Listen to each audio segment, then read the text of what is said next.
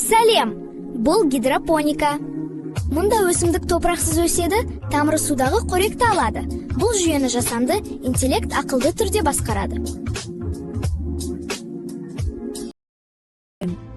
Биологияда біз өсімдіктің өсуін бақылаймыз, бойын өлшейміз, жапырағын санаймыз. Жарық көп болса фотосинтез жақсы жүреді, ал жылу мен ылғал өсімдікке әсер етеді. Химияда біз өсімдікке арналған қоректік ерітінді дайындаймыз. pH дұрыс болса, өсімдік жақсы өседі. Иіс арқылы ерітіндінің күшін тексереміз. Физикада су айналымын, жарықты және электрді көреміз. Информатикада датчиктер мәлімет жинайды. Температура өссе, желдеткіш қосылады, су азайса, сорғы қосылады, жарық азайса, LED жанады. Соңында өсімдік керемет өседі.